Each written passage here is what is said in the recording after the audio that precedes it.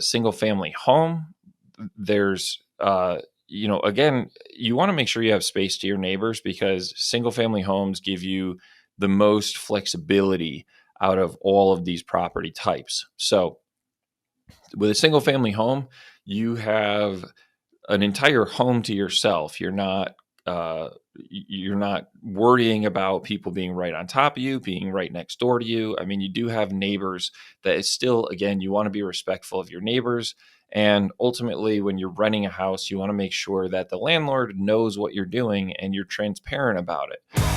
Welcome to Arbitrage to Equity, the show where you'll learn the exact tools, techniques, and action steps that people are using every day to build true passive income that transforms their lives and the lives of their families.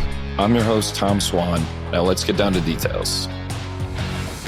Welcome back to another episode of Arbitrage to Equity. In this episode, we're going to be going over what type of property you need in order to set up your short-term rental. This is a topic of large debate. Several different models can work. There's all different types of properties that you can get for short-term rentals. So they start with, you can do apartments, you can do duplexes, you can do single-family homes, you can do condos. You can even do timeshares. Some people do timeshares in resorts and stuff like that. So short-term rental can work in all different types of spaces.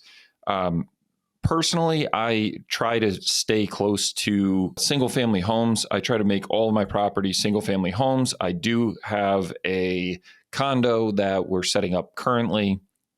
It's my first delve into that type of property. So some people make their whole business based off of renting out apartments and all different sizes and styles. And sometimes if you find the right apartment building, you can get in and rent out a large quantity of apartments all in the same space and rent them all out. You need to be in a large market to do that. So if we go step by step through each different type of property, I'm going to start with timeshares and resorts. Personally, I've looked at this model. I find it very, very difficult to scale and actually to manage itself because with a timeshare, you're restricted to certain locations, you're restricted to certain numbers of how long you can stay, how many days you can stay, and then like you get into points. And so once somebody books, like you can advertise, say you have a timeshare in Las Vegas and you advertise that timeshare. Well, if somebody books it and then you have to contact the timeshare and make sure that those dates are open and available for that time frame at that resort. And if they're not, then you have to pick another location. So, maybe you have to say, hey, instead of Vegas, you have to go to Antigua or Bermuda or wherever the timeshare might be, or Orlando, Florida. Like but they want to specifically go to Vegas. So it becomes difficult to really, maintain that model as a viable resource to continue doing business. There's going to be constant perpetual work involved. And then once you run out of your allotted time for the year, you have to start buying more and you have to use points and it all depends on what you're getting set up in. So it's a lot of work. It's very confusing.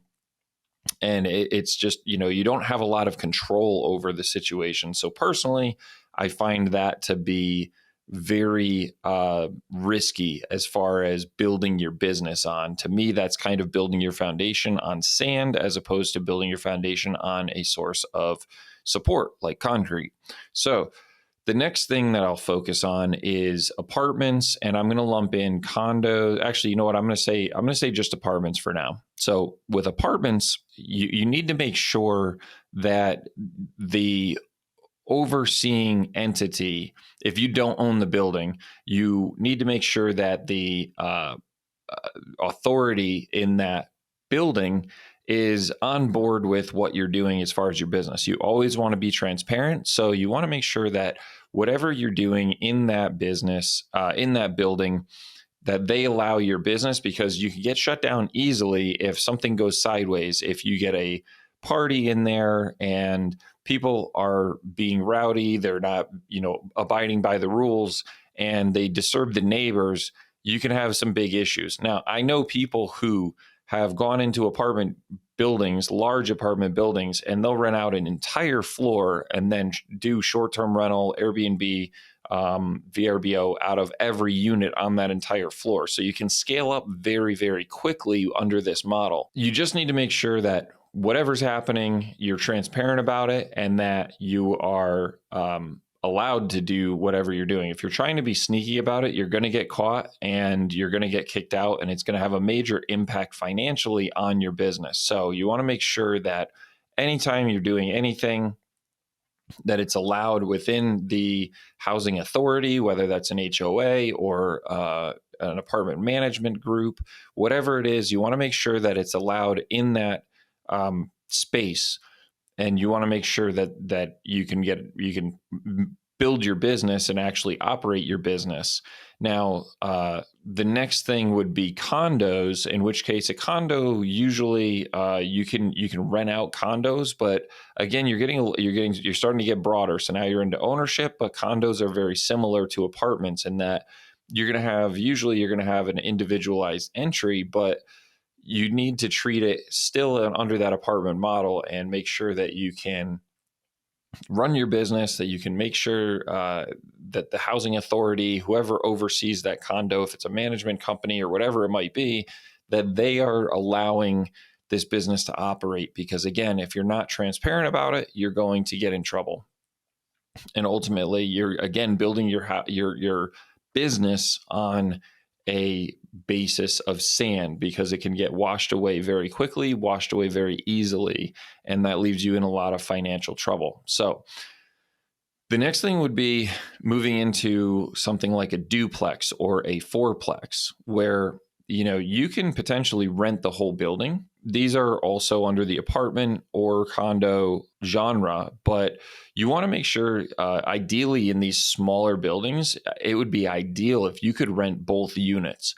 And the reason for that is that you're not having a neighbor that you're going to be disturbing. With apartments or condos, you're going to have a lot of neighbors that you have to factor in. So if you have people consistently coming and going, they tend to get a little bit alarmed, and they tend to,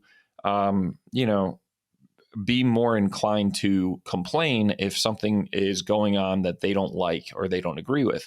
So whether, you're doing anything wrong or not, or your guests are doing anything wrong, it's ultimately up to the neighbors to determine, what their comfortability level is. And if you have the wrong neighbor who is not comfortable with this, then they are going to complain and make your life miserable. So you want to make sure that you're getting all of this stuff covered, and you're making sure that your neighbors are happy, and you're taking care of everything on your end that you're supposed to, and you're playing by the rules, because if you're not, you're going to get in trouble. So a duplex or a fourplex, ideally, if you can get into all of the units, then you can just run your business out of all of them. And if you're renting them, then having a landlord have one person renting out their entire building, and they know that it's taken care of. They don't need a property management company. They know that they're getting their rent on time. That's an ideal situation for them. So those are how you want to go about that. Now, my bread and butter is single family homes. You want to make sure with a single family home, there's again, you want to make sure you have space to your neighbors, because single family homes give you the most flexibility out of all of these property types. So with a single family home, you have an entire home to yourself. You're not worrying about people being right on top of you, being right next door to you. I mean, you do have neighbors. That is still, again, you want to be respectful of your neighbors.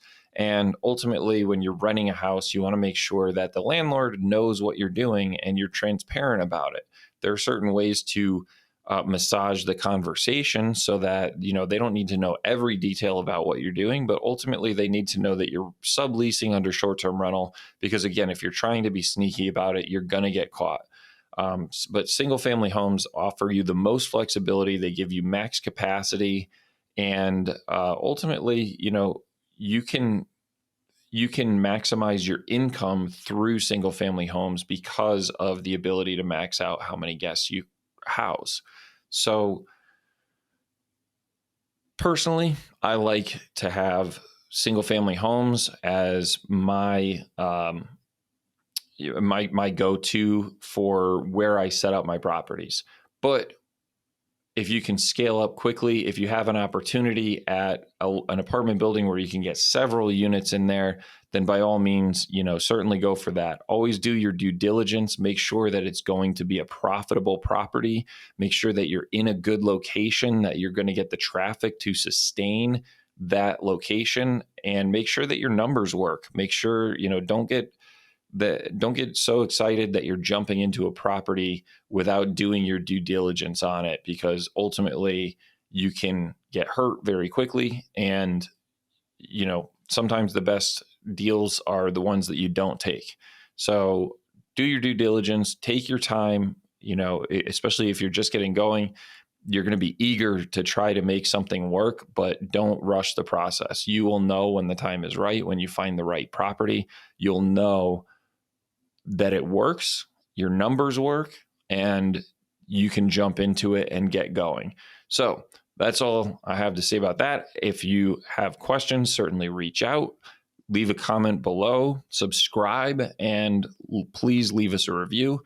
And I will see you on the next episode. Bye.